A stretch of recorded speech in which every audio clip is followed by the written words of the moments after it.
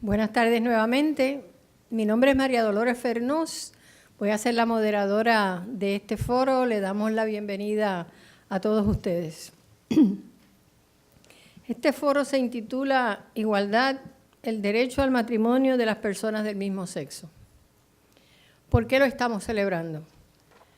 El 21 de octubre pasado, en el Tribunal de Distrito Federal para el Distrito de Puerto Rico, por voz del juez Juan Pérez Jiménez, se emitió una decisión en el caso Conde Vidal versus García Padilla. Los demandantes son 3 parejas del mismo sexo que se casaron en otros estados y 2 parejas que desean casarse en Puerto Rico. Y además la organización Puerto Rico para Todos. Plantearon que el artículo 68 del Código Civil era inconstitucional. Ese artículo define al matrimonio como un contrato civil entre hombre y mujer que acuerdan ser esposo y esposa y establece además que ningún matrimonio entre personas del mismo sexo o transexuales contraído en otras jurisdicciones sería válido en nuestro país. Alegan violaciones constitucionales a la igual protección de las leyes, al debido proceso de ley, y fundamentan sus alegaciones en los cambios habidos en tantas jurisdicciones norteamericanas e inclusive en decisiones en los últimos años del mismo Tribunal Supremo de los Estados Unidos. Tenemos excelentes participantes en la tarde de hoy. Tenemos un recurso, el licenciado Omar González, que ya mismo les será presentado con todos los detalles, que es uno de los abogados que está tramitando y encargándose de este caso que se encuentra actualmente en vías de apelación. Luego tendremos la reacción de 2 de nuestros compañeros profesores, la profesora Esther Vicente y el profesor Carlos Ramos González. Para un saludo de parte de nuestro decano, les dejo entonces en este momento con la decana asociada Yanira Reyes Ríos.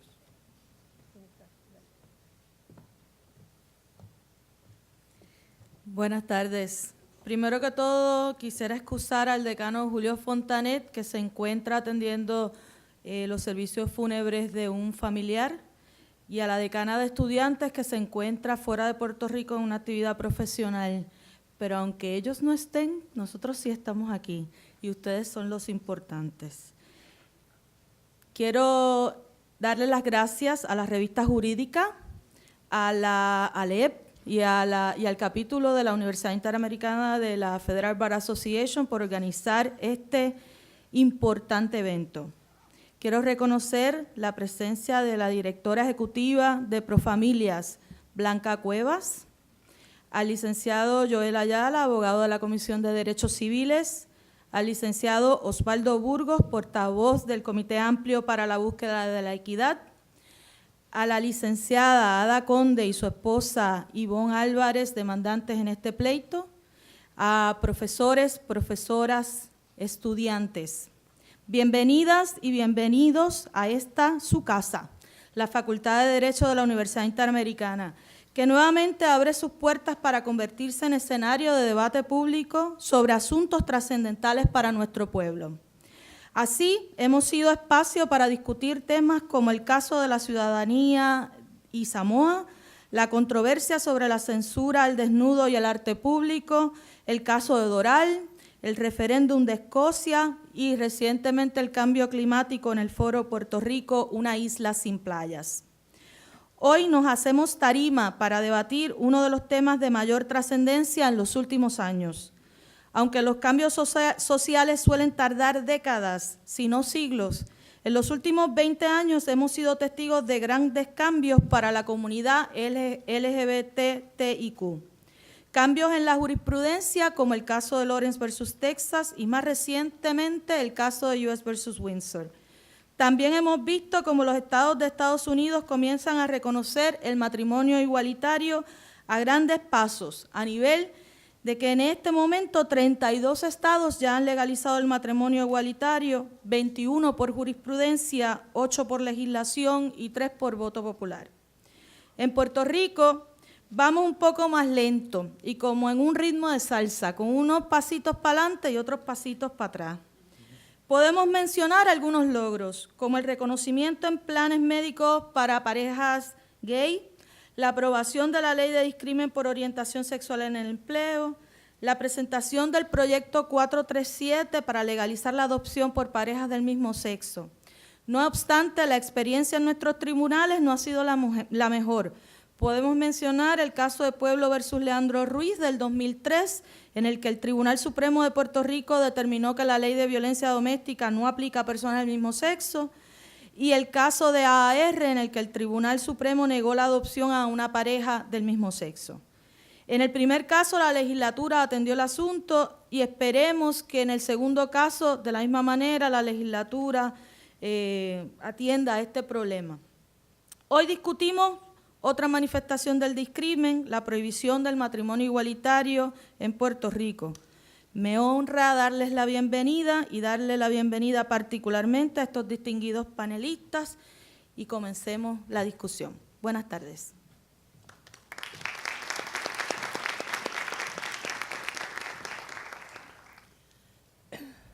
Les explico cómo llevaremos a cabo la actividad de discusión de este tema tan interesante. En primera instancia estará hablándoles la directora de la revista jurídica, Mayra Rosa Pagán, quien también nos estará hablando de un artículo que entiendo ha sido repartido a ustedes como público, que ella publicó en la revista jurídica intitulado igual que este foro, Igualdad, el derecho al matrimonio de las parejas del mismo sexo. La compañera Rosa Pagán inmediatamente después presentará la semblanza del licenciado Omar González, quien, como les digo, nos hablará sobre los trámites y las alegaciones de este caso y la importancia que puede tener en el litigio federal. Posteriormente va a haber una breve reacción de nuestros profesores Vicente y Ramos, estimamos que aproximadamente 10 minutos cada uno, para entonces abrir a preguntas del público. Para ello tenemos micrófonos en este lado del teatro, así que por favor se van ubicando posteriormente aquí y entonces les daremos la oportunidad de que ustedes hagan las preguntas. Para comenzar entonces les dejo con la compañera directora de la revista jurídica, Mayra Rosa Pagán. Buenas tardes a todos y a todas. Me place recibirlos aquí en nuestra casa para este foro en donde discutiremos este tema bien interesante. La revista jurídica se ha caracterizado por discutir y analizar temas de actualidad y tuve el honor como redactora el año pasado de acoger este tema, investigarlo, que tuvo su génesis precisamente en la clase, en el curso de Constitucional 2 con nuestra queridísima profesora María Dolores Fernoz, y que esa inquietud me llevó a través de la decisión en verano del 2013, US versus Windsor, a analizar cómo se fundamenta la prohibición en Puerto Rico del matrimonio igualitario. Como les digo, ese artículo que ustedes tienen copia, que les hemos entregado, surge en un proceso de análisis jurídico, se fundamenta entonces en tres partes, tres perspectivas. La cita jurídica es el volumen 48 de la revista jurídica, o sea que es el último número de esta publicación, en la página 49. Comienza con una trayectoria del reconocimiento del matrimonio igualitario en Estados Unidos e internacionalmente. Junto con eso, entonces se hace un análisis del marco jurídico en Puerto Rico y en particular el análisis de esta prohibición se mira desde tres perspectivas.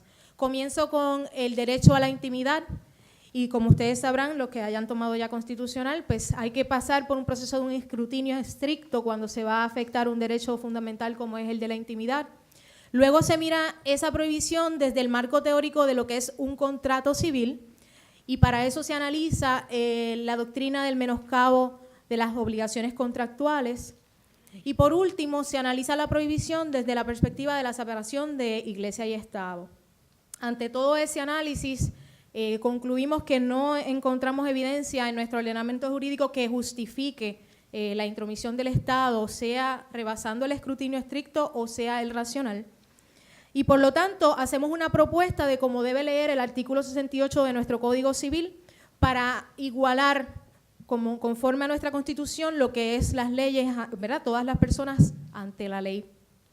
El propósito del artículo está redactado para fomentar el análisis crítico, está redactado para que todos nosotros, estudiantes, juristas, abogados, litigantes, postulantes, jueces o personas que estamos en el campo jurídico y en el derecho y en la lucha por los derechos civiles, miremos la norma jurídica y la atemperemos con nuestra realidad social. Sabemos que tenemos una realidad jurídica, pero la realidad social, si esas normas jurídicas no se atemperan, entonces comenzamos a ver lo que tenemos en evidencia actualmente, que es diferentes métodos o diferentes maneras de ser injustos.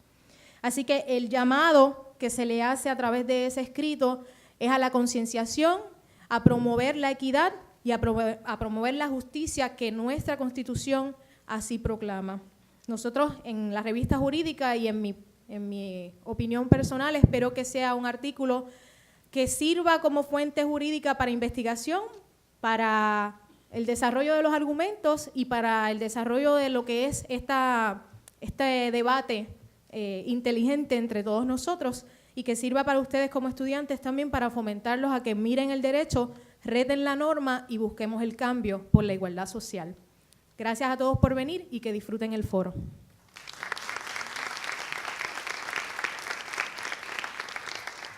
Nos acompaña en la tarde de hoy el licenciado Omar González Pagán. Él representa a la organización Lambda Legal.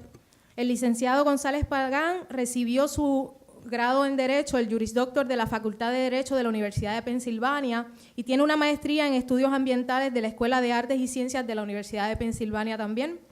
Mientras cursaba estudios en Derecho, el licenciado González Pagán fue parte de la Junta Directiva de la Revista de Derecho Constitucional de la Universidad de Pensilvania y fue parte del Lambda Law, que está relacionado al grupo LGBT. Comenzó en Lambda Legal en abril del 2014 y trabaja en una variedad de temas, incluyendo el trabajo con personas transgéneros, personas que viven con VIH en Puerto Rico y así como hispanohablantes LGBT en las comunidades afectadas por el VIH en Nueva York. Antes de unirse a Lambda Legal, González Pagán trabajó para el estado de Massachusetts como asesor legal para el inspector general de Massachusetts y fue también fiscal estatal y fiscal auxiliar de distrito. Como fiscal, González Pagán fue parte del equipo que representó al estado en su exitoso desafío de la ley DOMA ante la Corte de Apelaciones del Primer Circuito de Boston. También con éxito obtuvo el desagravio a las víctimas de un crimen de odio por causa de su orientación sexual y procesado civilmente casos de discriminación por vivienda. El licenciado González Pagán es puertorriqueño, radicado en Nueva York y está encargado de los trámites apelativos en el caso que vamos a discutir en la tarde de hoy. Bienvenido, licenciado González.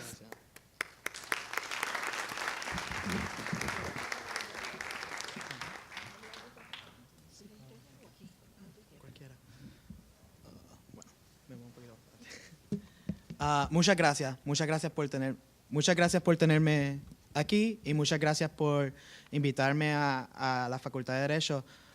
Primero quisiera nuevamente que aplaudemos el liderato de la licenciada Daconde, que fue quien empezó este caso y con quien estamos trabajando conjuntamente.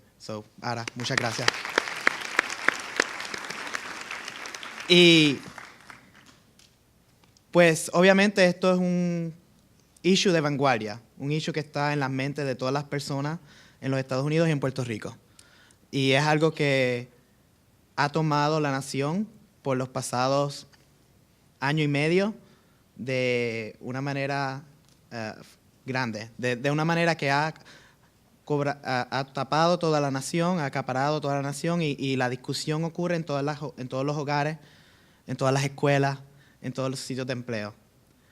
Desde the United States v. Windsor han habido casi 90 demandas a nivel estatal, en cortes estatales y cortes federales, buscando el reconocimiento de parejas que ya están casadas o el derecho a casarse en su hogar. Nadie tiene que tener el por qué ir a viajar a otro lugar donde se le reconozca sus derechos.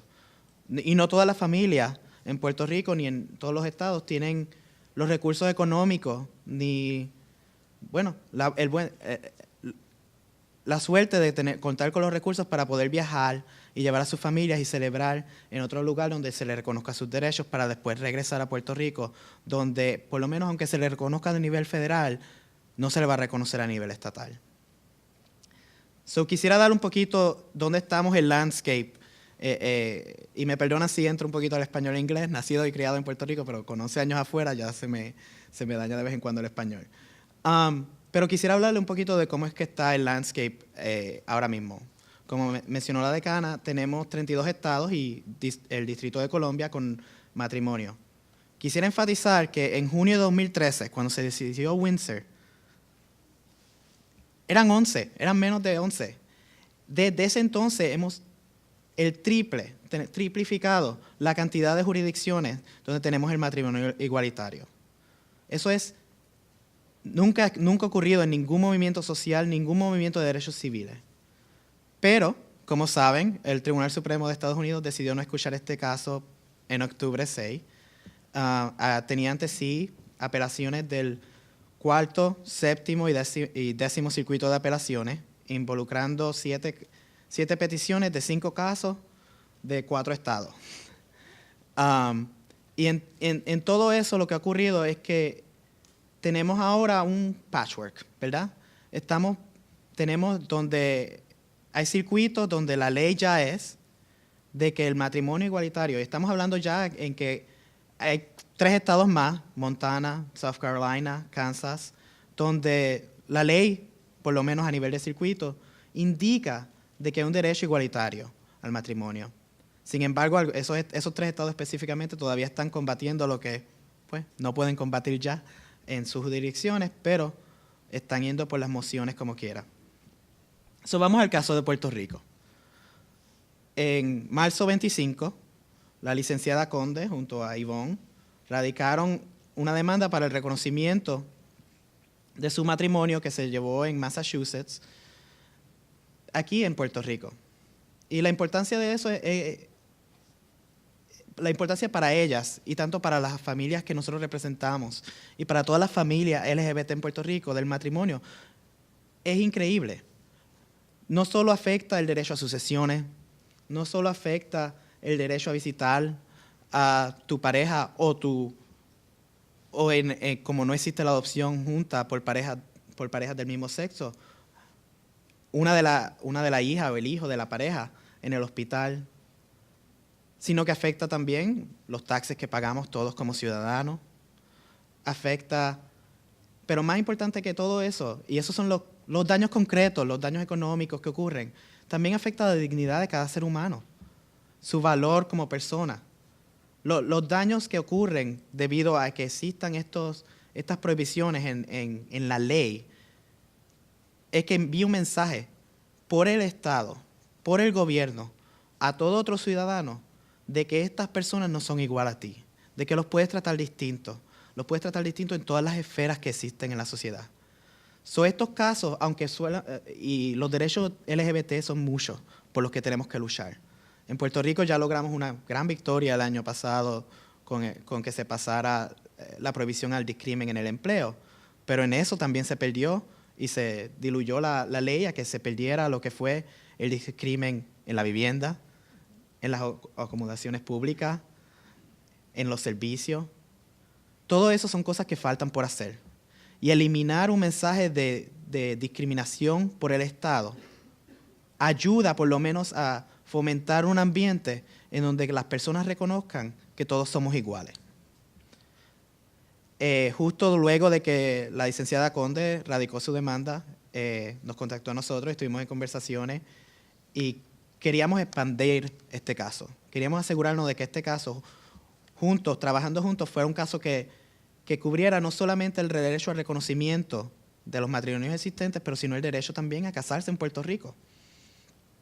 Y es por ello que nosotros, Lambda Legal, vinimos al caso para representar a 4 parejas del mismo sexo y a la Organización Puerto Rico para Todos como una representante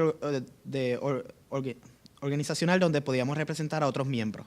Y parte de eso se debe a que, pues, en muchas ocasiones, si una de nuestras parejas no puede ejemplificar un cierto daño o perjuicio, podemos entonces ir a la membresía de una organización para traerlo al foro. El standing es un standing organizacional de representativo, ¿verdad?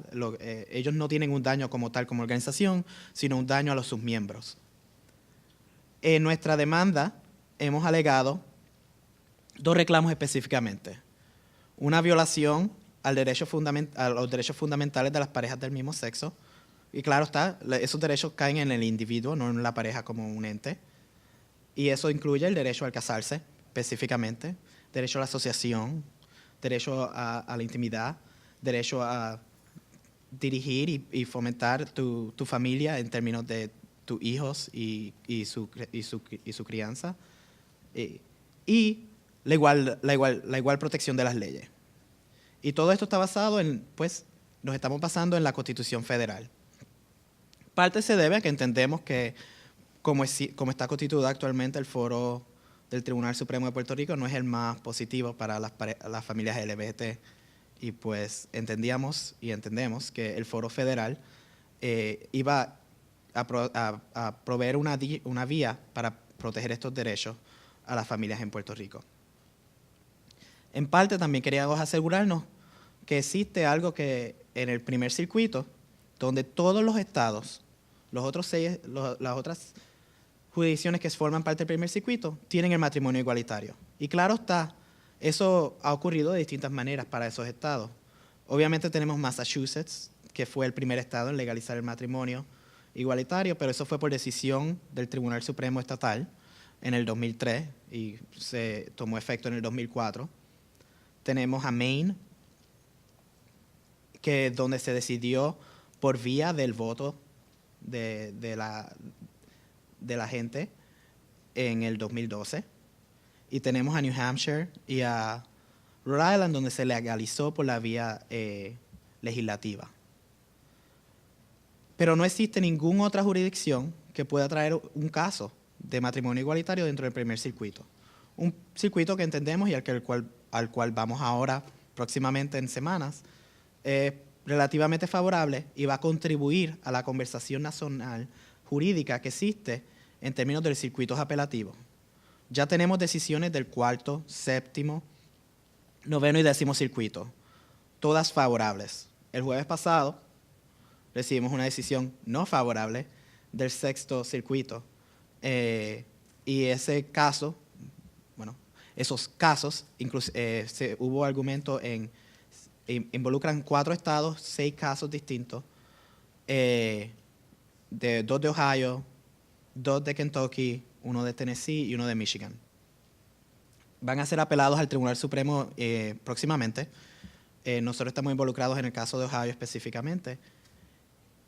Pero claro está, lo que queremos es lograr lo que ya hemos logrado en gran medida, y es un momentum, un impulso, una tendencia clara de que cuando tú ves juristas, sean republicanos, sean demócratas, sean de un estado como Kansas, sean de un estado como Alaska, sea como Arizona, como también de California, como también de Nevada, como también de Hawái, no importando de dónde provengan, de cualquier esquina de los Estados Unidos, el mensaje es claro, de que hay un derecho constitucional al matrimonio, que el derecho al matrimonio no es un derecho al matrimonio sea de parejas del mismo sexo, sean parejas del distinto sexo, sino que es un derecho al matrimonio que todos tenemos. Y que obviamente es algo que el Estado puede reglamentar y puede legislar en cómo lo va a regular, pero lo que sí implica es que hay un derecho que no puede ser violado por condición de la persona. Y lo segundo es que también todos tenemos el mismo derecho a que las leyes nos traten por igual. Y de esa manera tenemos 2 circuitos. El circuito de apelaciones del 7º y del 9º decidieron esta pregunta basados en la teoría de igual protección de las leyes, mientras que los circuitos 4º y 10º decidieron la pregunta en términos del derecho fundamental al matrimonio. Y lo que estamos es contribuyendo para cuando lleguemos al Tribunal Supremo. Nunca entendimos, y en algún momento, aunque lo pareció por la racha de victorias que estábamos teniendo, que esto era una cuestión que era que el Tribunal Supremo iba a lograr evadir por siempre. En algún momento tenían que intervenir. En algún momento tienen que intervenir porque lo que se está creando es estados donde no existe ya el derecho para ciertas personas y a 10 pasos de esa cruzas el borde y puedes perder o no ganar ciertos derechos. Eso no es algo que puede proceder infinitamente y por eso es que entendemos que el Tribunal Supremo va a escuchar este caso, sea el del sexto circuito o sea el del quinto circuito de Luisiana, que se va a apelar próximamente, que ya está para que se argumente en enero 5. Sé que para nosotros eso es Día de Reyes, pero pues yo voy a estar en Luisiana por allá. Pero lo que sí tenemos es que hay una tendencia clara y es un mensaje claro que lo que estamos enviando. Y lo que van a notar es que han habido 3 pérdidas. Una pérdida en Luisiana, basada en los méritos, la pérdida del sexto circuito, basada en los méritos, y la pérdida en Puerto Rico en octubre 21. No es algo que era completamente inesperado, basado en cierto lenguaje de casos del primer circuito, pero lo que sí es claro es que el tribunal, por lo menos en Puerto Rico, ha tomado una acción que es única de todos los estados, incluyendo los otros donde fueron pérdidas. El único tribunal que ha decidido que no existe una pregunta sustancial federal donde existe un obstáculo jurisdiccional a escuchar este caso es el Tribunal de Puerto Rico, ¿verdad? Por eso fue que desestimó la demanda, basado en que en Baker v. Nelson no había jurisdicción porque no había una pregunta sustancial federal. Era for lack of substantial federal question. Claro está, el tribunal entró un poco en los méritos y inapropiadamente comparó nuestras familias con el incesto y con la poligamía. Sabes que cuando un tribunal está recurriendo a esos argumentos que ya se han sido tan fuertemente rechazados por no solamente el resto de la sociedad, pero gran parte de los tribunales en todos los lugares en los Estados Unidos, pues están recurriendo a los últimos argumentos que les quedan. Y lo que sí es claro es que vamos a apelar esto próximamente y veremos cómo el Tribunal de Primer Circuito trata esta pregunta, este caso. Pero el decir que no existe una pregunta sustancial, una cuestión sustancial federal, es inexplicable, ¿verdad? Basándose en Baker v. Nelson, que es el precedente del 1972, donde el Tribunal Supremo, por sentencia sumaria, desestimó un caso que se trajo por 2 parejas del mismo sexo de Minnesota, 2 hombres, el tribunal ha decidido que no existe un caso para escuchar. Pero claro está, en 1972, las personas gay eran extraños completos a la Constitución de los Estados Unidos. Nuestras propias vidas podían ser criminalizadas. Algo que se resolvió en 2003 en Lawrenceville, Texas. En 1972, todavía no se reconocía que el discrimen por sexo necesitaba más escrutinio que el escrutinio racional, sino un escrutinio intermedio. En 1972 no se había reconocido Romer v. Evans, donde se reconoció en 1996 que las leyes animadas por animosidad, y voy a utilizar el animosidad en paréntesis, contra personas LGBT, violenta la Constitución de los Estados Unidos. Claro está, y quiero volver a esa palabra, animosidad, donde el Tribunal de Distrito dice que pues, porque la definición del matrimonio, aparentemente tuvimos que ir al Código Civil Español para decidir esto, siempre ha sido definido entre hombre y mujer, no existe animosidad alguna. Bueno, primero que nada, la decisión del Tribunal de Distrito completamente ignora la realidad de que el artículo 68 fue enmendado en 1999 para evitar el reconocimiento de matrimonios existentes. Que la ley en Puerto Rico hasta ese entonces es que se le daba validez a un matrimonio de otro estado aunque no pudiera ser celebrado en Puerto Rico. Y ese principio ha estado en existencia en todos los estados. Claro está, el tribunal ignora eso, ignora la realidad de que animosidad en términos jurisprudenciales de Romer v. Evans no significa de que las personas necesariamente, aunque hay personas que sí tienen esto, odian a las familias LGBT, a las personas LGBT. No significa eso. Lo que sí significa es que la animosidad en términos jurisprudenciales es que le tienen un temor a lo no reconocido, un cierto discrimen, un cierto perjuicio, aunque sea por ignorancia, aunque sea por no saber. Eso es animosidad en términos jurisprudenciales. Y eso es lo que existe en esta ley. Claro está, hubieron legisladores que tenían animosidad pura y odio a las personas LGBT, y podemos ir al historial legislativo de lo que fue la enmienda al artículo en 1999, donde ves a legisladores hablando de que qué ejemplo sería ver a dos hombres policías besándose en la patrulla. No sé por qué escogieron policía, no sé por qué decidieron decir que ese era el ejemplo que querían utilizar, pero eso es lo que utilizaron. Que las personas homosexuales iban a ir al infierno, de que eran en contra del orden religioso.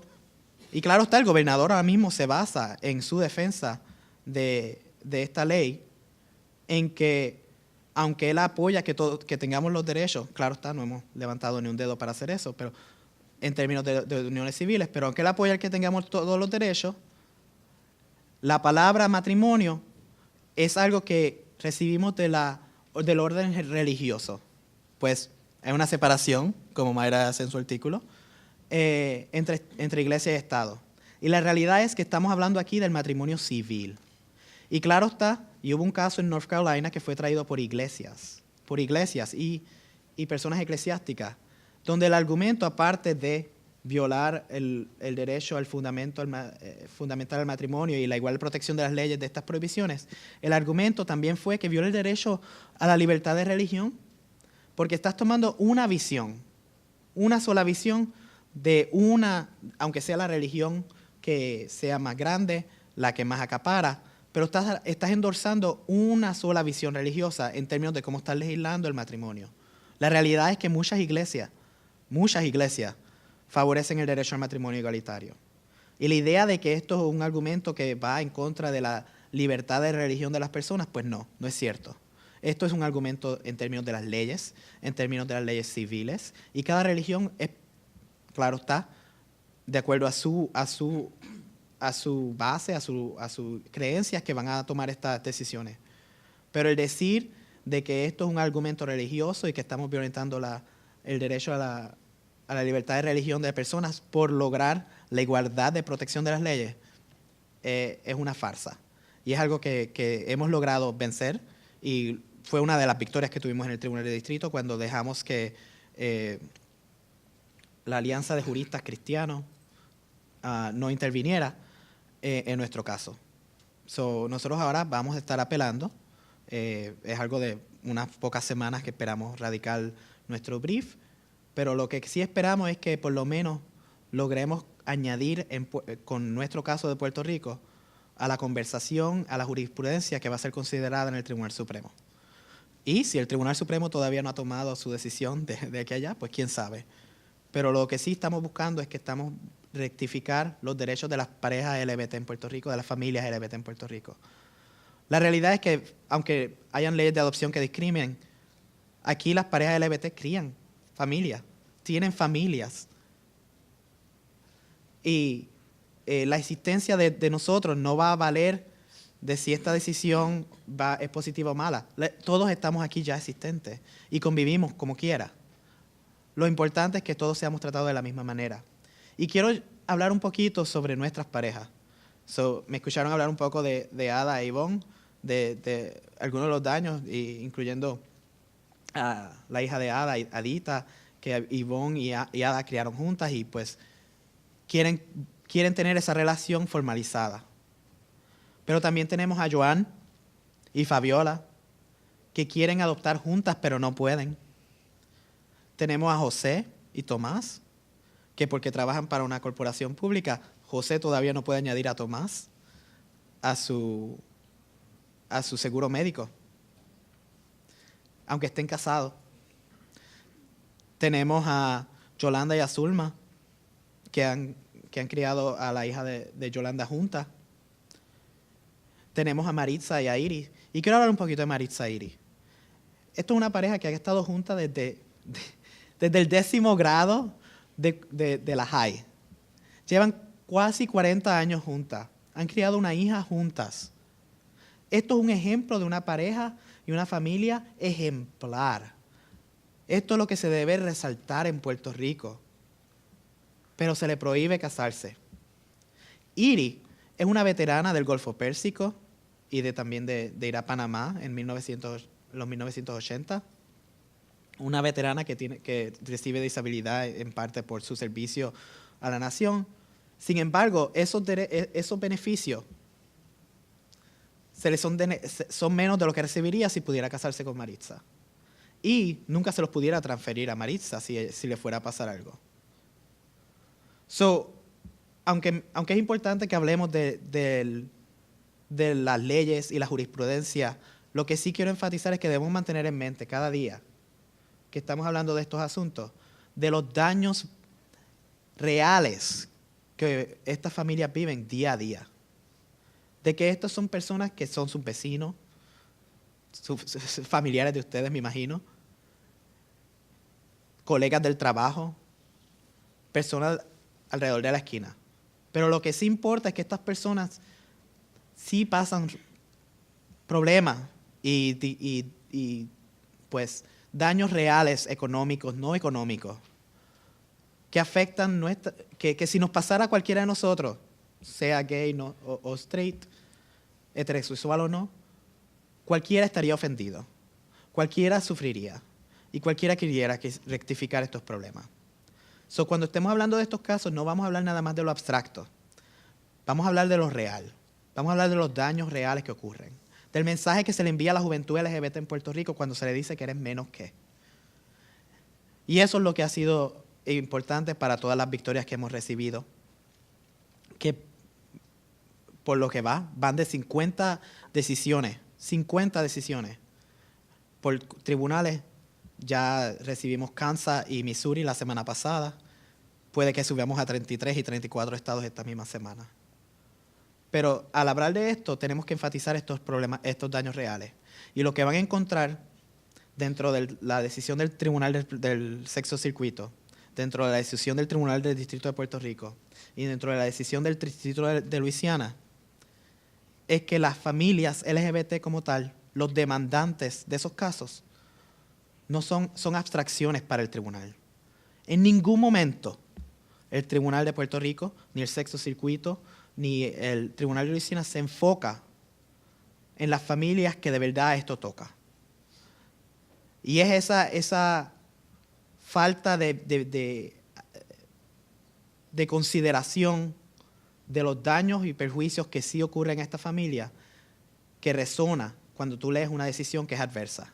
Y es por eso que estamos más que confiados en que vamos a lograr la victoria y solamente es algo de esperar hasta que transcurra el caso. Muchas gracias.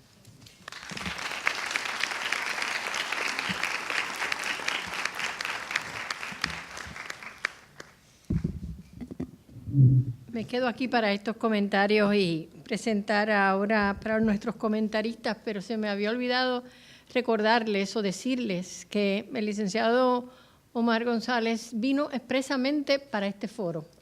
Le comunicamos telefónicamente a los compañeros de la revista y su consejero académico de nuestro interés en presentar este foro y sobre todo de discutir con una persona que estuviera al tanto de este litigio y los detalles procesales. Y él estuvo en disposición inmediata de venir hacia aquí, así que quiero hacer ese reconocimiento y agradecerle al licenciado González su disposición a compartir con nosotros.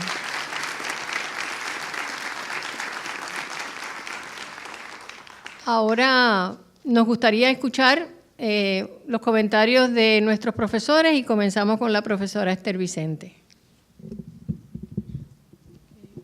Muy buenas tardes a todos y a todas. Encantada de compartir en este foro con el compañero abogado Omar González. Le felicito por el trabajo que ha estado haciendo. y pues con los demás profesores y la directora de la revista. Voy a enfocar mis comentarios en la opinión del juez Pérez Jiménez, que fue pues lo que se nos pidió.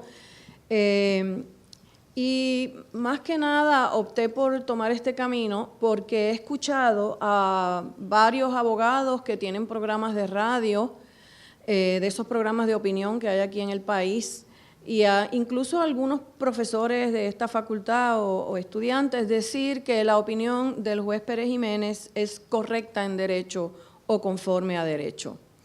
Creo que ese comentario amerita atención.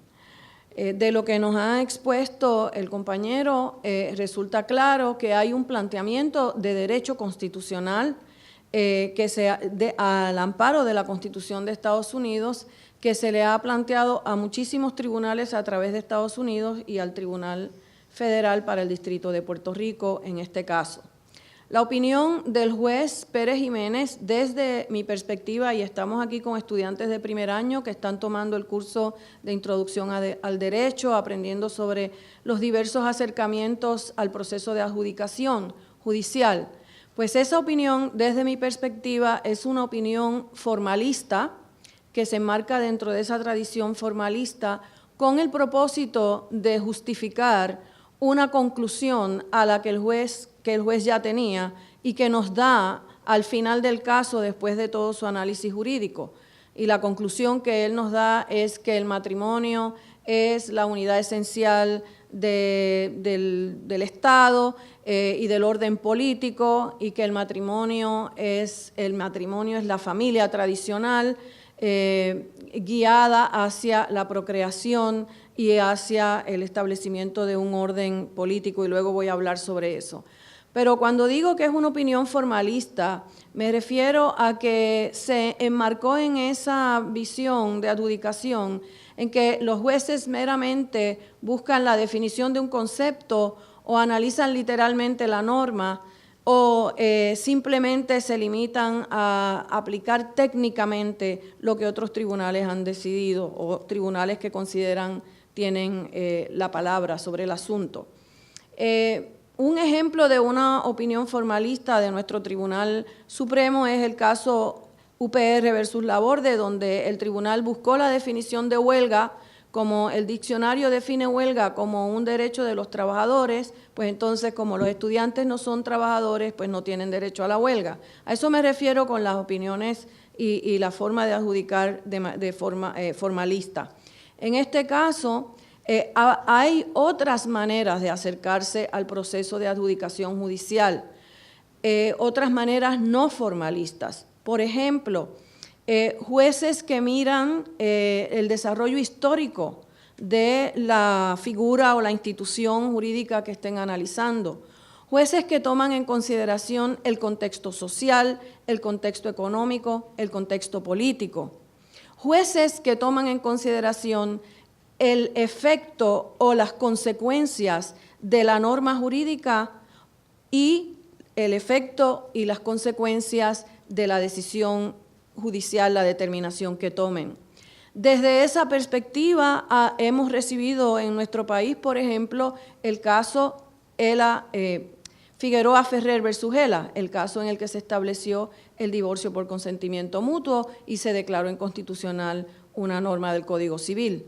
Y a nivel de Estados Unidos, muchísimos casos, pero resalto Brown versus Board of Education. Son casos en los que los tribunales llamados a resolver una controversia van más allá de ese análisis formalista y literal y toman en consideración estos otros aspectos que les menciono.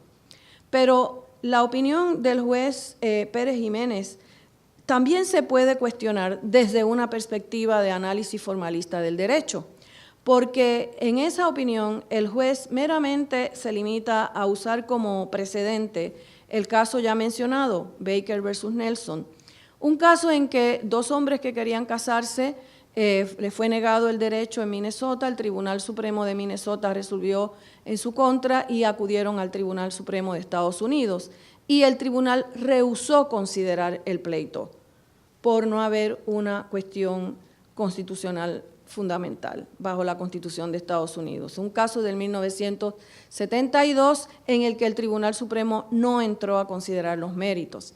Como bien explicó el licenciado González, desde el 1972 al 2014 han ocurrido muchísimos cambios, no solo en la práctica, en la vida cotidiana de las personas, en la aceptación y el trabajo por el reconocimiento de los derechos de las parejas del mismo sexo, sino también en la psiquis social, ¿verdad? Podemos observar que en nuestro país, como en otros lugares de Estados Unidos y en otros lugares del mundo, se acepta con mucha tranquilidad, especialmente entre la gente joven como ustedes, las parejas del mismo sexo, se comparte con las parejas del mismo sexo, se acepta que hay diversidad de orientaciones sexuales y también se reconocen los derechos de las personas transgénero. Así es que desde lo que es la práctica social ya hemos superado esas prohibiciones, muchos de nosotros. Ahora bien, el juez Pérez Jiménez no consideró para nada el párrafo que se le añadió al artículo 68 del Código Civil en el 1999, párrafo que establece que en Puerto Rico no se reconocerán matrimonios celebrados en otras jurisdicciones entre personas del mismo sexo o personas transgénero. Esa disposición se incorporó en el Código en el 1999 como secuela de la adopción en Estados Unidos de la Ley DOMA, de la Defense of Marriage Act. Y no tenía ni tiene otro propósito que eso mismo, ejercer un acto de exclusión contra las personas en parejas del mismo sexo que acuden a aquellas jurisdicciones donde les es permitido casarse. Se les excluye de toda la gama de derechos que reconoce nuestro ordenamiento a las parejas casadas, que van desde el derecho a adoptar, el derecho al régimen de sociedad legal de gananciales, hasta los derechos relacionados con, como ha señalado el compañero, las contribuciones, el derecho a recibir los beneficios del seguro social de la pareja, el derecho a recibir los beneficios que tienen los veteranos, etcétera. Más allá de eso, la inclusión de ese artículo en nuestro Código Civil, de esa oración al artículo 68 del Código, comunica y comunicó en aquel momento y todavía comunica una postura de trato desigual, digamos, ataque a la dignidad de las personas que establecen relaciones con personas de su mismo sexo y que tratan de legalizarlas en otras jurisdicciones. Así es que aún desde la perspectiva formalista, entiendo que la decisión del juez Pérez Jiménez puede y debe ser cuestionada y no debemos seguir repitiendo que es correcta en derecho o conforme a derecho, porque estamos mal orientando a nuestra comunidad. De otra parte, desde una perspectiva de análisis adjudicativo que vaya más allá del mero formalismo, tenemos, por ejemplo, la opinión de un juez también de una Corte Federal de Distrito, la Corte para el Distrito Norte de California, el juez Walker, que consideró una enmienda constitucional en la que se establecía por los votantes de California que el matrimonio solo podía existir jurídicamente hablando entre personas de sexo opuesto.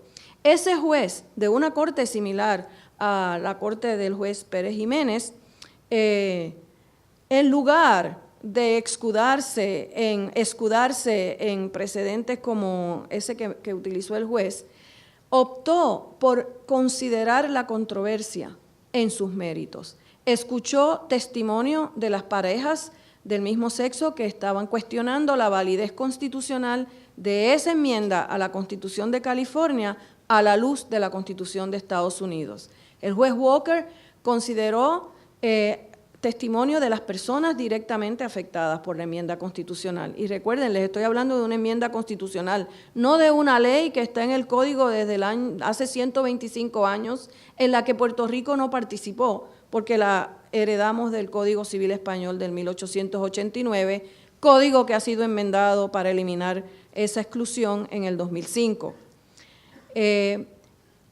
Volviendo al caso de California, el juez allí escuchó no solo testimonio de las personas afectadas, sino también de los proponentes de la enmienda constitucional, pero también escuchó testimonio de peritos, expertos en conducta humana, expertos en sociología, expertos en psicología, expertos en familias e incluso expertos en el tema del matrimonio. Y luego de analizar todos esos asuntos, el desarrollo histórico, el contexto social, el desarrollo constitucional a la luz de la Constitución de Estados Unidos y el impacto que la norma constitucional tenía sobre las personas en parejas del mismo sexo, resolvió que esa enmienda constitucional era inconstitucional a la luz de la Constitución de Estados Unidos. No entiendo por qué el juez Pérez Jiménez no quiso abordar este caso desde esa perspectiva de adjudicación judicial mucho más amplia.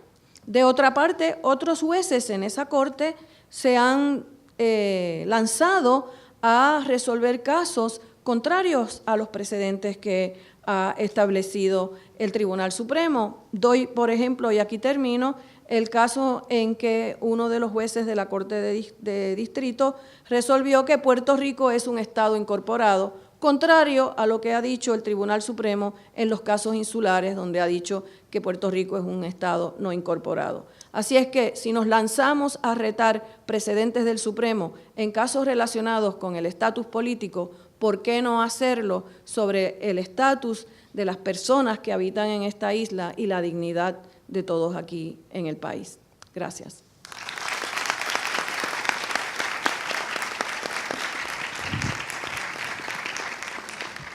Para sus comentarios, profesor Ramos González. Buenas tardes, compañeros y compañeras. Esto evidentemente no está prendido. ¿Me están escuchando? No. No. Sácalo de ahí, dáselo a Carlos. Usa este. Sí, porque después hablo bajito y es peor.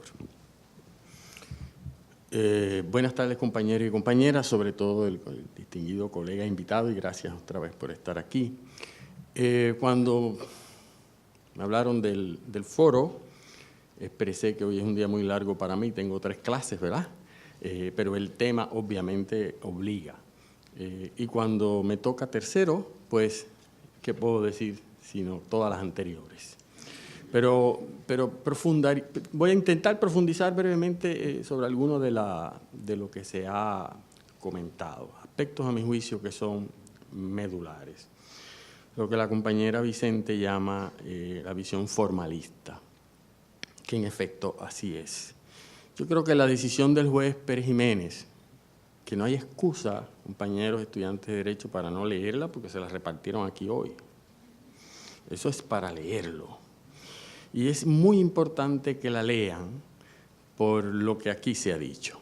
Es decir, el juez Pérez Jiménez, desde el inicio hasta el final, van a ver una opinión técnica donde, en efecto, como ha dicho el licenciado González, desaparecieron los demandantes y su problema.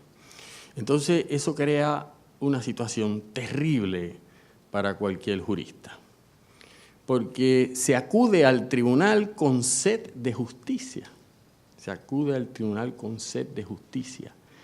Y sobre todo, cuando se acude al tribunal con sed de justicia, pues uno espera, particularmente cuando reivindica o está tratando de que se respeten las nociones de igualdad, derechos fundamentales de igualdad que emanan de la dignidad del ser humano, lo menos que uno espera es que el tribunal explique la naturaleza de las alegaciones de las demandantes.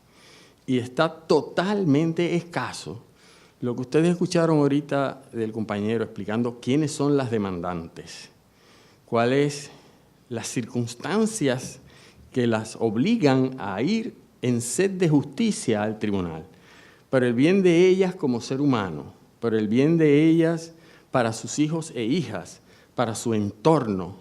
¿Y por qué lo quieren hacer? A través de la institución del matrimonio, institución que tanto y tanto se dice en el país que está en crisis.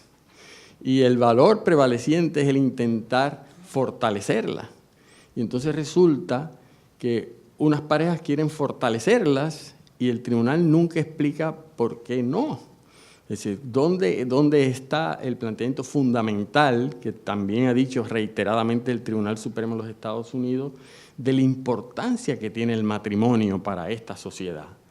Derecho que se le ha reconocido, por ejemplo, a los confinados.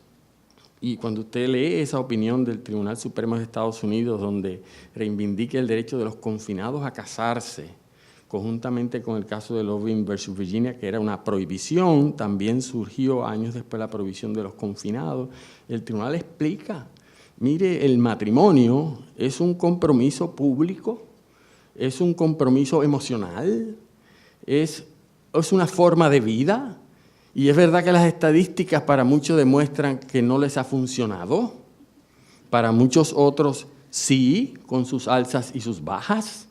Y además, porque el matrimonio, a mi juicio, hoy día, dentro de las parejas del mismo sexo, el matrimonio igualitario, es mucho más que el matrimonio, es un reclamo de igualdad, de apoderamiento, antidiscrimen, ¿no? Y eso es lo que los que no creen en eso, que este es el caso del juez Pérez Jiménez, bajo la fachada del formalismo, a veces es bajo la fachada del originalismo, ¿verdad? Se sienten prisioneros de su propia metodología o filosofía judicial y se olvidan que los que están allí han acudido en sed de justicia. A mí, de la opinión del juez Pérez Jiménez, eso es lo más que me llama la atención. No hay referencia alguna al problema humano que tiene ante sí. Lo que hay es desde el comienzo hasta el final, es una cuestión técnica. De hecho, al final aparece un poco la cuestión humana y aparece la confesión del juez. Al final el juez se confiesa y dice, bueno, detrás de todo esto lo que pasa es pues, que yo no creo en el matrimonio igualitario porque no creo que los homosexuales sean igual que los demás. Porque en el fondo eso es lo que al final aparece ahí. Y yo creo que eso es lo que como estudiantes de Derecho pues tenemos que comprender, que detrás de ese tecnicismo y formalismo muchas veces ocultamos los jueces y juezas nuestros propios prejuicios. Eso, el primer punto que quería traer era ese, que cuando repasen la opinión, en efecto, como se ha dicho aquí, desaparecieron los demandantes. Misma desaparición que pasó con los demandantes en el caso de ARR, de la adopción. Fíjense ustedes que el problema humano de lo que implicaba para los hijos de esa pareja que quería adoptar se desaparece, a pesar de la recomendación positiva que había, del daño que le iba a hacer el tribunal si se ponía a esperar a que la legislatura actuara. Pues eso desapareció, porque la forma jurídica, que es para lo que el juez está allí, pues le impidió hacer justicia. Segundo punto. Ese caso de Baker, que se ha mencionado aquí, yo creo que es bien importante que el juez Pérez Jiménez lo haya resuelto bajo eso, porque primero, jurídicamente, como ha dicho el compañero, yo creo que está equivocado, porque plantear que aquí no hay una cuestión federal hoy en el 2014, pues yo no sé cómo van a argumentar eso en el primer circuito, pero más allá de eso, profundizo un poco en lo que había dicho la compañera Esther Vicente. Más allá de eso, en ese mismo tribunal está el tema del reclamo de que precedentes que han perdido sentido histórico, como es lo que ha planteado el juez Gustavo Gelpi con relación a la doctrina de incorporación del caso de Balzac, pues han perdido vigencia para reclamar los llamados derechos de igualdad política frente a la nación norteamericana. Y un juez de distrito ha rehusado, no por el fundamento, como sucedió en el caso de Nelson, porque Nelson el Supremo nunca lo vio. En el caso de Balzac, el Supremo lo vio y dijo bien, de manera expresa, que tenía que ser expresa la incorporación. Y sin embargo, el juez ha dicho, eso no lo tenemos que seguir, porque eso ha perdido vigencia histórica. Así que desde un punto de vista institucional, claro, cada juez toma sus decisiones de forma independiente y no se consulta unos al otro. A uno le crea esa incertidumbre. En tercer lugar, comento esa sensibilidad que demuestra el juez hacia el Código Civil de Puerto Rico, que es una institución puertorriqueña. A mí esa es una sensibilidad que me abruma, me entusiasma, por otro lado me entusiasma, porque no ha sido fácil a veces convencer en ese tribunal de la importancia del derecho puertorriqueño. Yo recuerdo que el propio juez Pérez Jiménez, en un caso que discutimos en clase de cláusula de comercio, donde se le planteaba la importancia de salvar la industria del azúcar en Puerto Rico y se nos permitiese discriminar a favor de la manera como importábamos e empacábamos el azúcar en Puerto Rico para salvar lo poquito que nos quedaba de la industria de la caña. El tribunal fue bien claro diciendo esto es una sola nación y los intereses de Estados Unidos son los intereses nuestros, y no fue muy sensible a la realidad jurídica de Puerto Rico ni a su peculiaridad. Que el tribunal haya recuperado el Código Civil en el giro dialéctico es algo positivo, y lo digo así. Lo que pasa es que yo creo que no lo va a recuperar nada porque yo no se lo creo.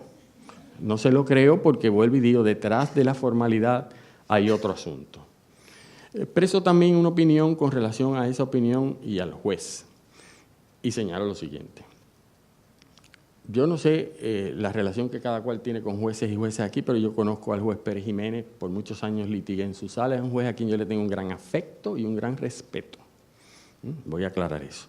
Porque el juez Pérez Jiménez, en materia de derechos civiles de los confinados, hizo grandes cosas en el país.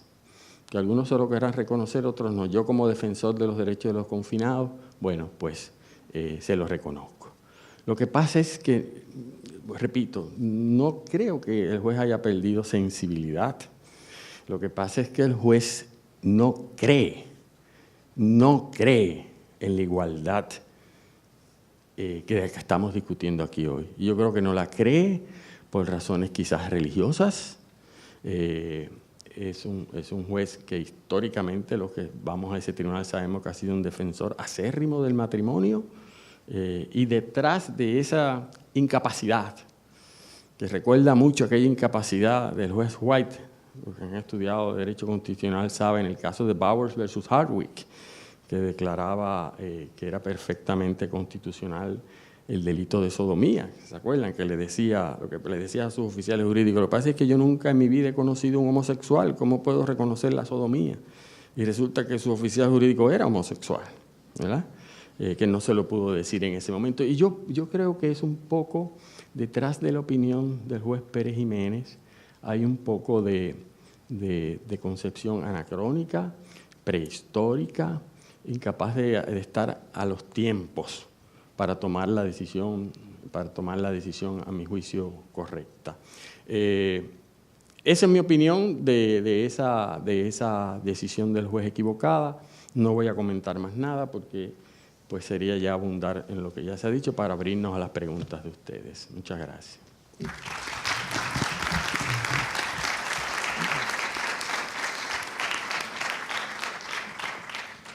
Yo voy a hacer uso abusivo de mi posición como moderadora para yo comenzar con una pregunta al licenciado González.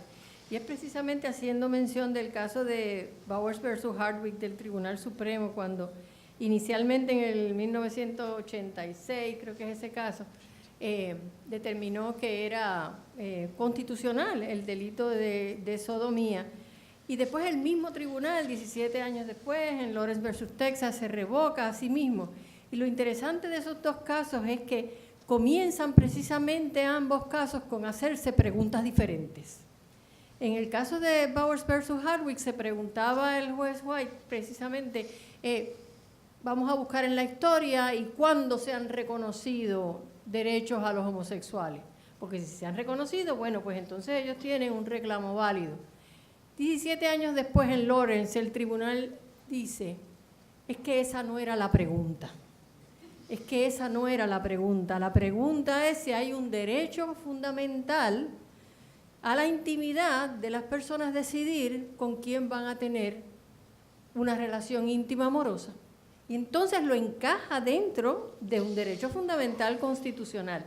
Y en ese sentido, entonces, le quisiera escuchar al compañero González, ¿cómo piensan ustedes en el proceso apelativo plantearle al Tribunal de Primer Circuito, que es la base de lo que usa el juez Pérez Jiménez, diciendo, el Tribunal Baker ata al Primer Circuito y el Primer Circuito ata a este tribunal?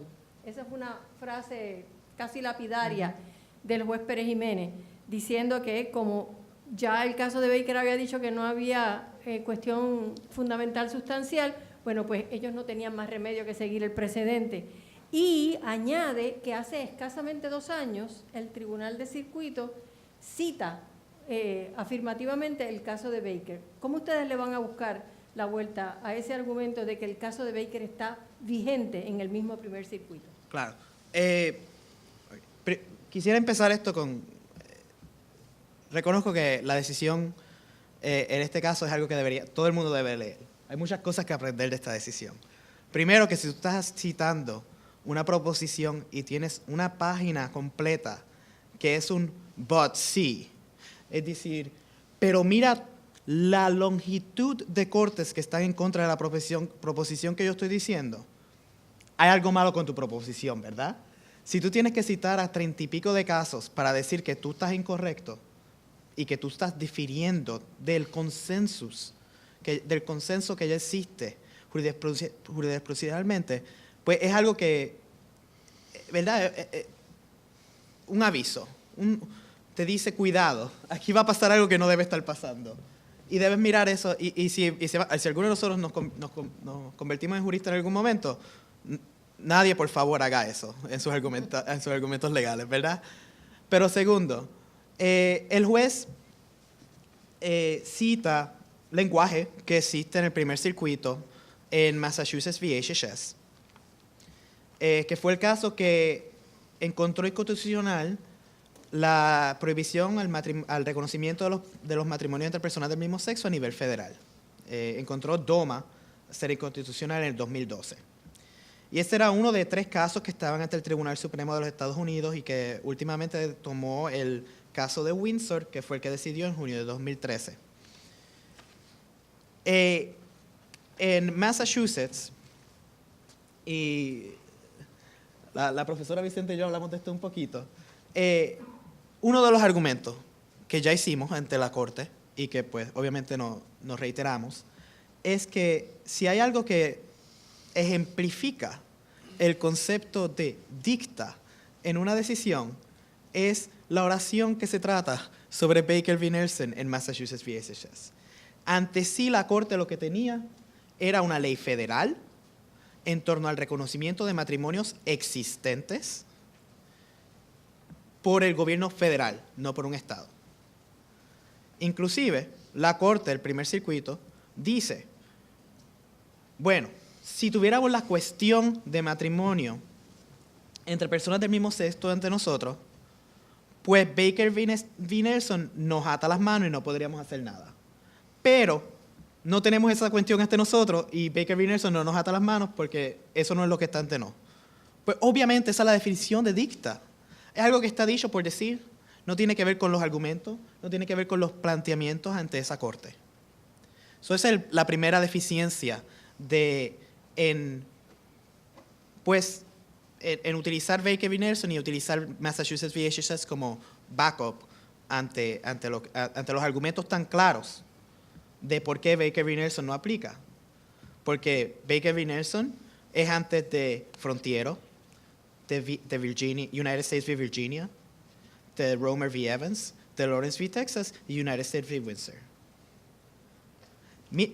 Quiero enfatizar la realidad de que si tú miras hace 42 años atrás, y quisiera citar aquí al juez Posner del Séptimo Circuito,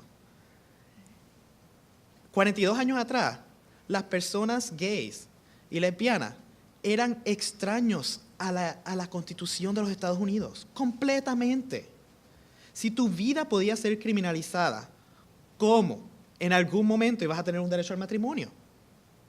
Si tu relación como tal era algo que era un crimen. So, la realidad de que Baker v. Nelson fue decidida de esa manera y fue una sentencia sumaria, una desestimación por el Tribunal Supremo, y obviamente, para los que saben, en esos momentos, en los 1970, no fue hasta el 1980 que el Tribunal Supremo se cambió la ley para que tuviera jurisdicción discrecional de casos.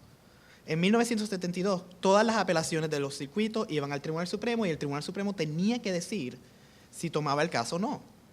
Ahora el Tribunal Supremo nada más dice certified, no lo tomo. El segundo argumento en torno a cómo el juez decidió y está planteado como quiera en nuestros alegatos, si quieren buscarlo ante la Corte de Distrito. El segundo argumento es que Massachusetts v. HHS es del 2012. Sin embargo, ha ocurrido un cambio gigantesco en los pasados 2 años. Y eso es United States v. Windsor.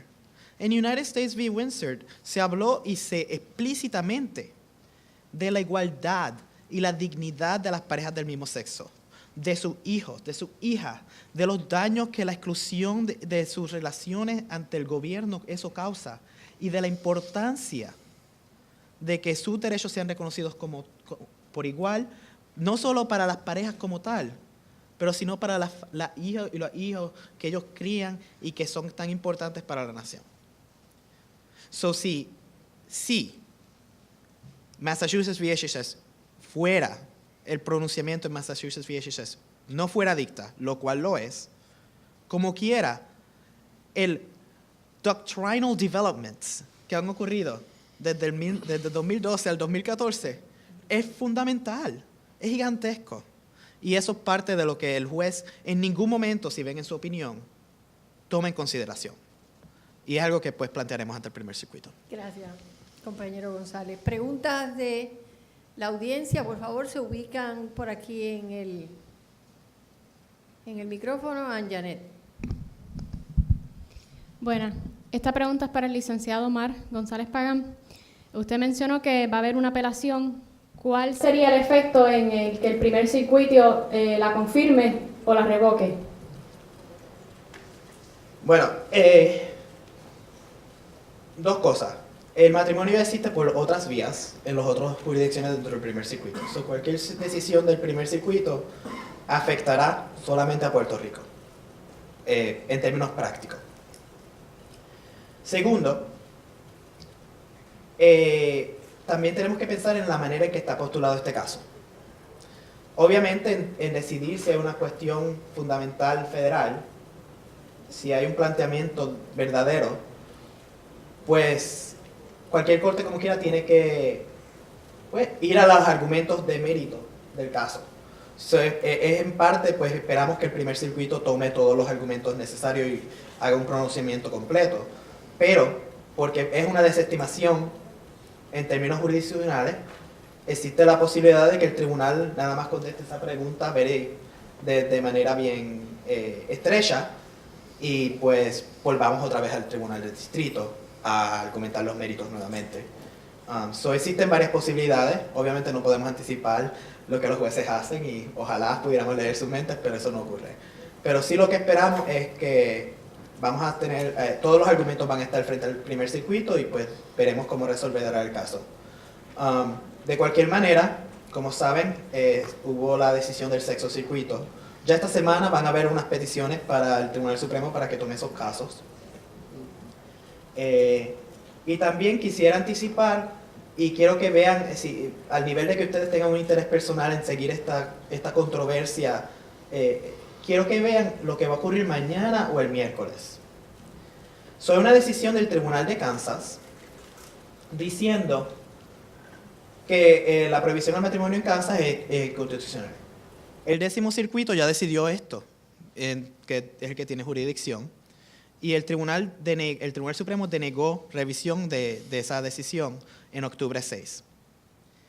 Desde que el tribunal denegó tomar el caso en octubre 6, han habido 2 peticiones para que se dejen sin efecto temporariamente 2 casos en donde se encontró inconstitucional las leyes similares a la de Puerto Rico en Idaho y en Alaska. El Tribunal Supremo denegó las peticiones para dejar sin efecto temporariamente estas decisiones.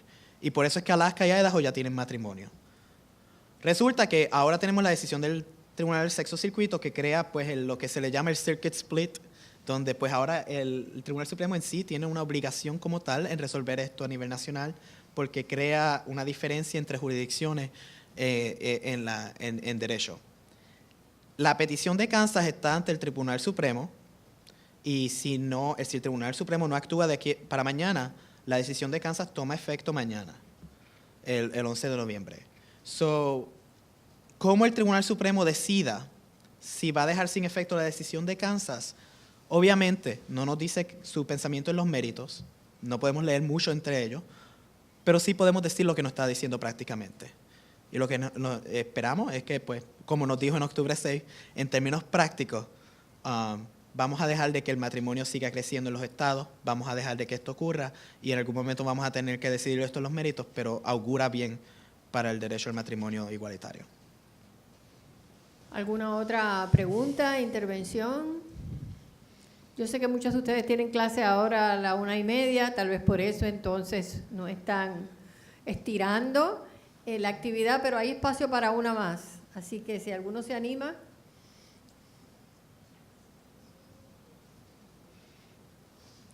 Adelante, compañero. Muy buenas tardes. La compañera Michelle González y yo, junto al profesor Bosque, para la clase del profesor Bosque, hicimos una investigación sobre el tema y sabemos cómo ha girado la controversia y cómo se ha atendido el asunto aquí internamente en Puerto Rico. ¿Qué posibilidad usted como licenciado en el caso ve, y creo que también ambos profesores, el profesor Carlos González Ramos y la profesora Vicente pueden también abundar, que torne y gire la visión a que como los asuntos internos de los estados en cuanto a matrimonio se lo han dejado a los estados y el tribunal ha dicho que los estados sean los que atiendan el asunto tanto del matrimonio? ¿Cómo usted ve que ante la visión formalista que anteriormente durante el panel hemos visto que utilizó el juez Pérez, cómo usted ve que gire ahora en apelación a que le reafirmen que esto es un asunto de matrimonio y como la ley de ese estado, o sea, entiéndase Puerto Rico, no reconoce el matrimonio entre personas del mismo sexo explícitamente en el texto de la ley, ¿cómo entonces usted ve o usted entiende que va a girar en apelación esa parte del caso? Claro. Tenemos 2 argumentos que se han presentado en estos casos y quisiera primero volver un momentito al caso del sexto circuito que se decidió el jueves pasado y así hablar un poco de la teoría formalista que utilizó el juez. Si ustedes leen la decisión del juez Sutton en el sexto circuito, él utiliza la visión constitucional originalista y porque el matrimonio entre personas del mismo sexo nunca ha existido antes del 2003, pues entonces no hay manera de que los fundadores y los que escribieron la Constitución de los Estados Unidos y la enmienda 14, pues ellos en alguna manera pensaran que va a haber matrimonio entre el mismo sexo y por eso no existe y no está protegido. Primero que la visión originalista, aparte de todos sus problemas, ignora los precedentes del Tribunal Supremo. Porque si fuera esa la verdadera visión con la que se debe ver la Constitución, Brown v. Board no estaría decidido de la manera que está decidido. Loving v. Virginia no estaría decidido de la manera que está decidido. ¿Verdad? Y entonces, si eso fuera la visión originalista, pues no tendríamos matrimonio entre personas de distintas razas, no tendríamos derecho a tener, aunque fuera igual protección de las leyes, no tendríamos el fundamento de que nos traten igual pero separados es tratar desigual. Y pues esa visión originalista es una visión que pues ha fallado ante el tribunal anteriormente y entendemos que fallará nuevamente. La otra proposición es la que tú has articulado en torno a la visión federalista, de que esto es un asunto de los estados y que como cual, pues cada estado puede definir sus leyes de cualquier manera. Ese es el mismo argumento que se hizo en Loving v. Virginia. Es el mismo argumento que se pudo haber hecho en Turner v. Safley, en términos de los asuntos del matrimonio entre los confinados, que se pudo haber hecho en Zablocki, en términos de las personas que ni siquiera pagan no pagan la pensión alimentaria a sus hijos, pero como quiera tienen derecho a casarse. Y si esa es la realidad, ¿cuál es? El argumento es el siguiente. ¿Cuál es el propósito de un derecho constitucional si dicho derecho puede ser coartado por los estados porque ellos pueden regular una materia? El que un estado pueda regular una materia no implica que pueden violar los derechos constitucionales. Lo que implica es que el gobierno federal no puede hacer lo que el gobierno estatal está haciendo, pero lo que no implica es que ellos pueden violar los derechos constitucionales. Y claro está, esa es la proposición de Love in Virginia, Turner v. Safley, Zablocki, y es lo que se hizo tan claro en US v. Windsor. Claro está, en Windsor se habló de lo inusual de que era esa ley porque era un asunto que normalmente era de los estados. Y es la visión de que tomó el juez Pérez Jiménez, de que Windsor se trata de federalismo. Pues no, Windsor identifica el federalismo para identificar lo inusual que era la ley federal. Pero la ley federal no fue constitucional en términos de la 10ª enmienda de la Constitución. Doma fue constitucional porque fue una violación de los principios de los derechos fundamentales y los derechos de la igual protección de las leyes bajo la 14ª enmienda. Y ese es el holding de Windsor, y tú no puedes leer eso por separado. Aunque hayan dos partes para Windsor, se pueden leer en conjunto.